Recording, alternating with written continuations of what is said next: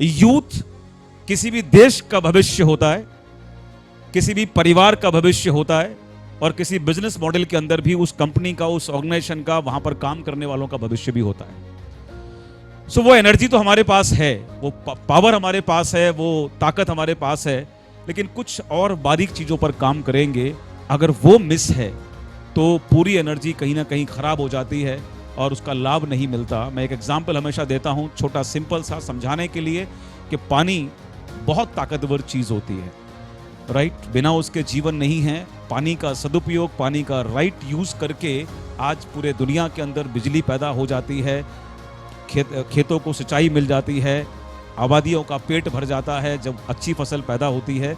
लेकिन ये कब होता है? जब उसको चैनलाइज किया जाता है, राइट? अतः प्रभाव है पानी के अंदर। सालों साल हमको हर सीजन के अंदर मिलियन और मिलियन गैलन्स पानी कुदरत देती है, लेकिन अगर उसका कोई डायरेक्शन नहीं है, अगर उसको कोई चैनलाइज नहीं किया गया है, तो वो बाढ़ बन जाता है। और जब बाढ़ आती है तो वो किसी का भला नहीं करती, ना उससे कोई भी लाभ नहीं लिया जा सकता। तो इसलिए सैकड़ों साल पहले बढ़ते हुए इंसान और उसकी तकनीकों ने इस चीज को जन्म दिया कि इंसान ने क्या तैयार कर दिए, बांध तैयार कर दिए, नहरें कन्वर्ट कर ली, कि अब उनके जरिए से उस पानी को चैनलाइज कर दिया गया, पानी को रोक दिया गया, जब जरूरत पड़ती है उस तरफ उसको फ्लो दे देते हैं, और उससे आज सब चीजें मानव जाति के लिए अच्छी होती हैं। Is it? तो मैं किसी वेग की बात कर रहा हूं, मैं किसी ताकत की बात कर रहा हूं, और यूथ ऐसी ही एक ताकत का नाम है।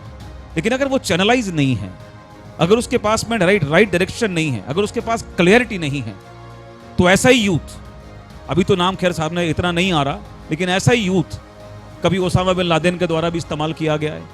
ऐसे ही यूथ का इस्तेमाल बहुत सारी इस तरह की ऑर्गेनाइजेशन ने किया है, जहां पर उन्होंने यूथ को अपने साथ उन्होंने मोल्ड किया, और उसके बाद में वो यूथ फिदायीन भी बन गया। So this is very important to understand कि हमारी स्ट्रेंथ क्या है, हमारी पावर क्या है। अगर हम राइट डायरेक्शन में जाएंगे तो अपने खानदान की हिस्ट्री और ज्योग्राफी हम दोनों एक दिन चेंज कर देंगे। और अगर वो डायरेक्शन सही दिशा में नहीं मिल रहा है,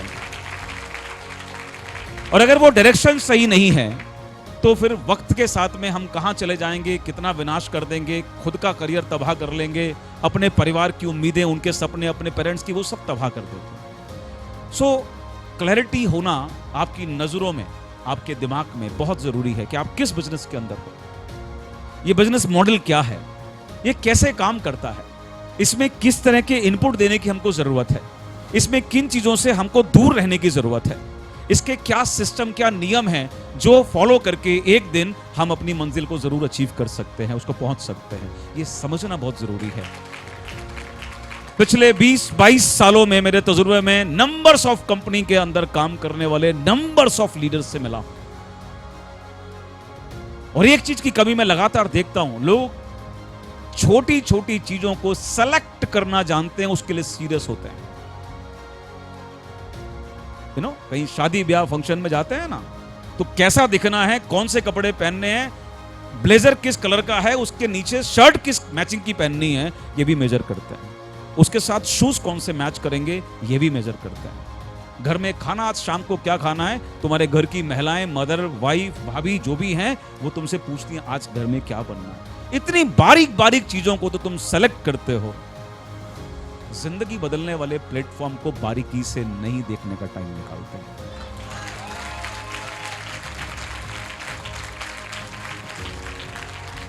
और अगर तुम्हारे पास ये टाइम नहीं होगा, तो मेरी बात नोट कर लेना, इस दुनिया में किसी के पास तुम्हारे लिए टाइम नहीं होगा।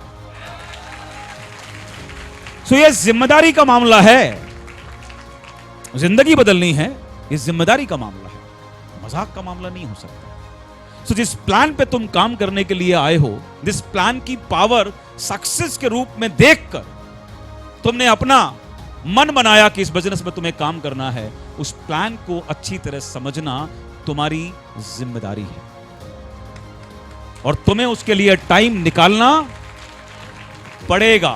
कोई एक्सक्यूज अगर तुम्हारे बीच में आ रहा है तो तुम सफलता के ट्रैक पर हो ही नहीं। कोई एक्सक्यूज, मेरे पास टाइम नहीं है समझने का, तुम सफलता के ट्रैक से बहुत दूर हो, और एक दिन तुम है से थे हो जाओगे, लिख के रख लेना।